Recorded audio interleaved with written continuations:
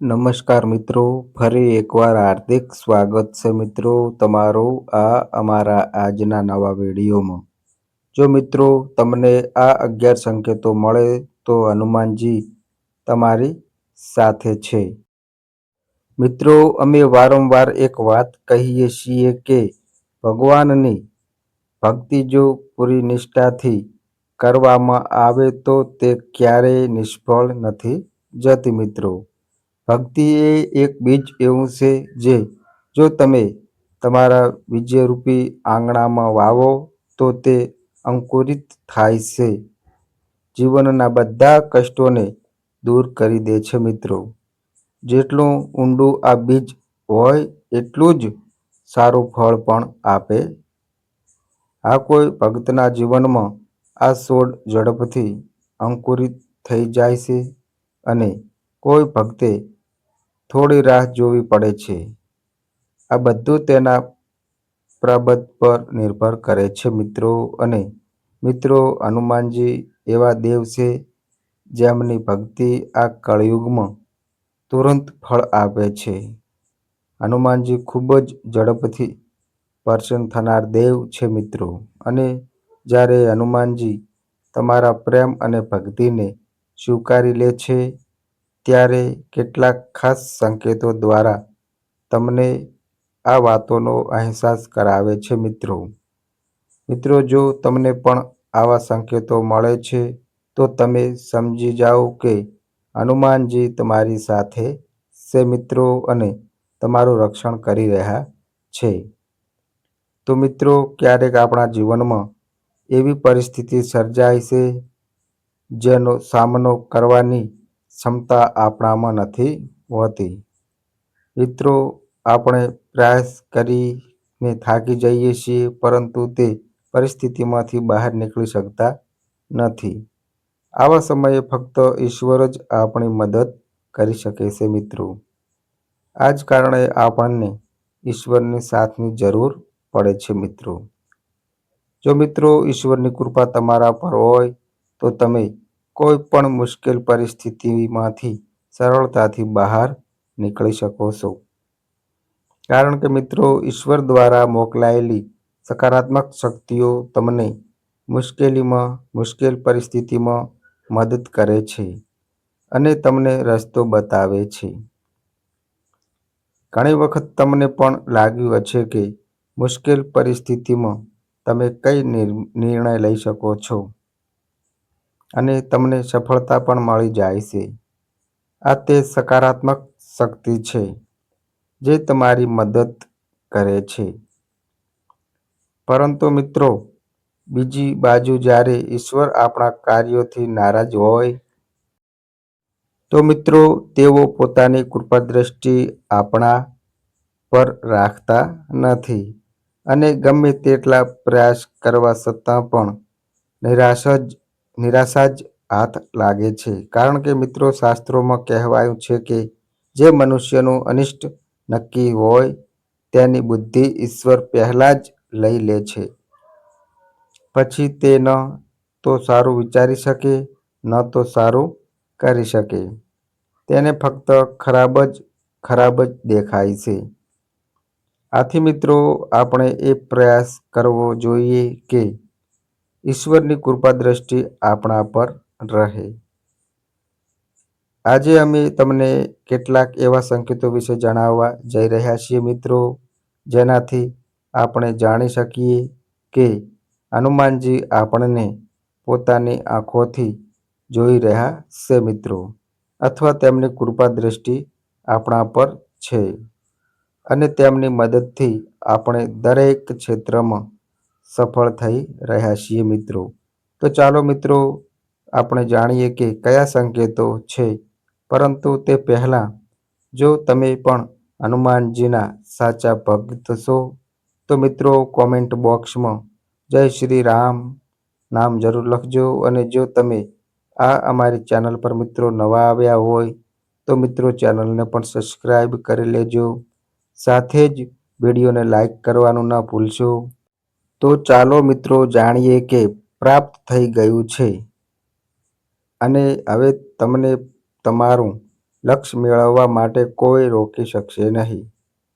સૌથી પહેલા સંકેત એ છે કે જ્યારે તમે પૂજા કરવાનું શરૂ કરો છો તો હનુમાનજી પોતે તમારું માર્ગદર્શન કરવાનું શરૂ કરે છે.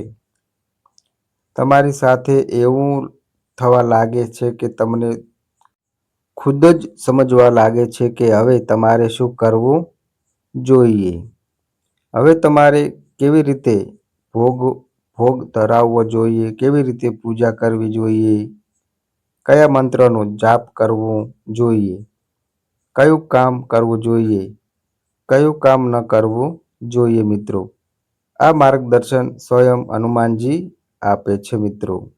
તો જો મિત્રો તમારી સાથે પણ આવું થઈ રહ્યું હોય તો હનુમાનજીની હાજરી તમારા ઘરમાં છે અને હનુમાનજી તમારા સાથે છે મિત્રો. દરેક પળે. હવે મિત્રો બીજા સંકેત વિશે વાત કરીએ તો મિત્રો જ્યારે તમે એકાંતમાં બેસો છો અને તમને અચાનક જ મનમાં ભૂતકાળમાં કરેલી ભૂલો વિશે પસ્તાવ થવા લાગે છે. તમે મનમાં તે ભૂલ માટે હનુમાનજી પાસે માફી માંગવા લાગો છો અને તેમની પાસે ક્ષમા યાચના કરવા લાગો છો તો આ એક સંકેત માનવામાં આવે છે. હનુમાનજી તમને તમારી ભૂલોનો અહેસાસ કરાવવા આવતા રહે છે. તેમની દ્રષ્ટિ હવે તમારા પર છે મિત્રો. મિત્રો આવનારા સમયમાં તમારા જીવનમાં કાંઈક સારું થવાનું છે. આનો સંકેત હનુમાનજી તમને આપી રહ્યા છે મિત્રો. હવે મિત્રો ત્રીજા સંકેત વિશે વાત કરીએ તો મિત્રો જ્યારે તમે હનુમાનજીની પૂજા કરો છો તો ત્રીજો સંકેત દર્શાવે છે કે હનુમાનજી તમને તમારા ગુરુની પ્રાપ્તિ કરાવે છે મિત્રો. એક સાચો શરીરરૂપી ગુરુ તમને હનુમાનજીની કૃપાથી મળે છે. જેઓ હનુમાનજીની ભક્તિ કરે છે તો હનુમાનજી તમારો હાથ પકડીને તમને ત્યાં લઈ જાય છે મિત્રો, જ્યાં તમને એક સારા ગુરુની પ્રાપ્તિ થાય છે.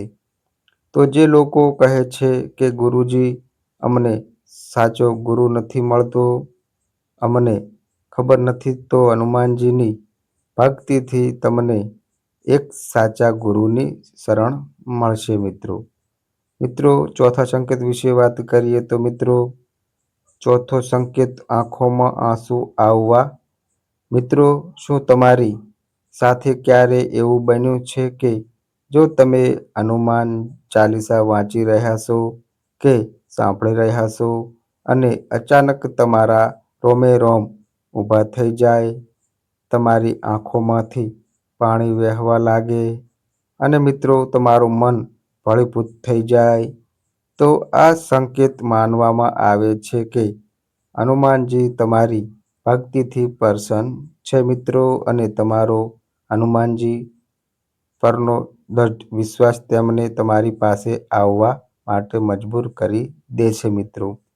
જો તમારી સાથે પણ આવું થાય તો તમે સમજી જાઓ કે તમારા ખરાબ દિવસો હવે સમાપ્ત થવાના છે મિત્રો. હનુમાનજી તમારા જીવનમાં ચાલી રહેલી મુશ્કેલીઓનો અંત કરવાના છે મિત્રો. હવે મિત્રો પાંચમા સંકેત વિશે વાત કરીએ તો મિત્રો પાંચમો સંકેત કામ ભાવના. મિત્રો પાંચમો સંકેત ખૂબ જ મહત્વપૂર્ણ છે.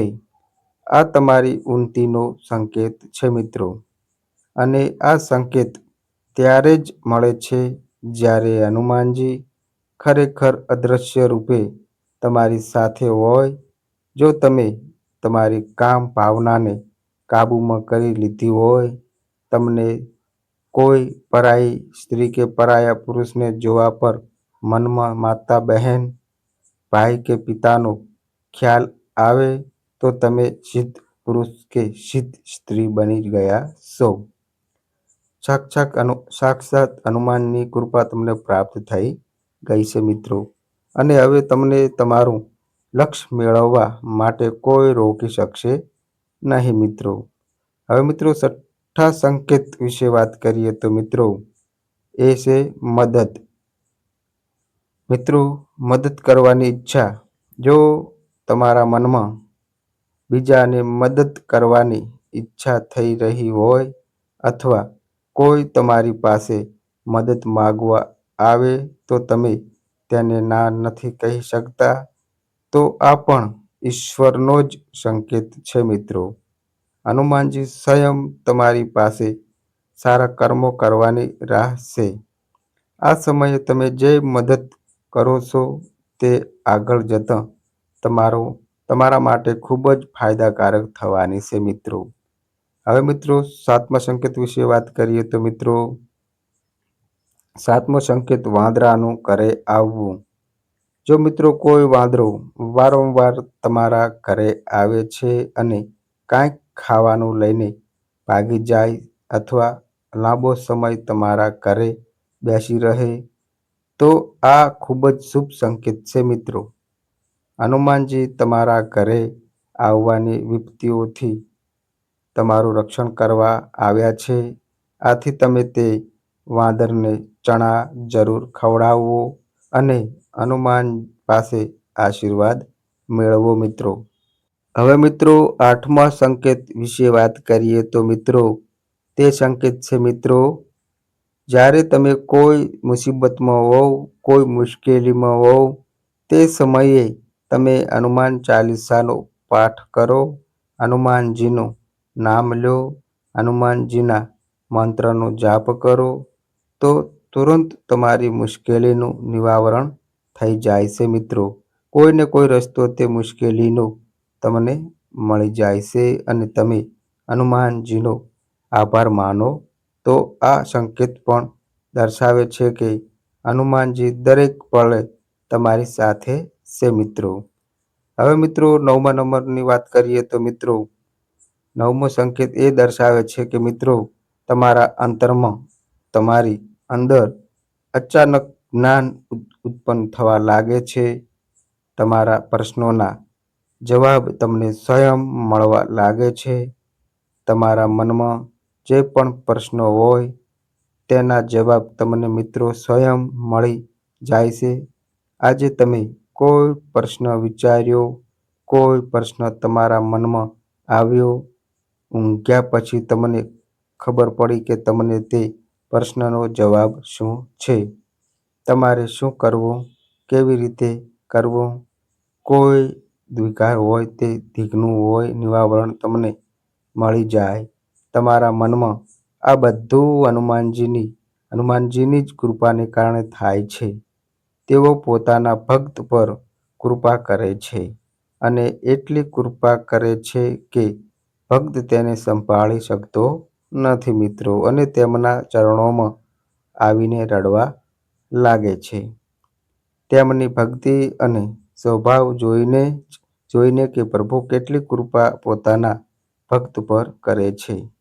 અને હનુમાનજી વિશે કહેવાયું છે કે જગતમાં એવું કયું કઠિન કામ છે જે તમારાથી ન થઈ શકે.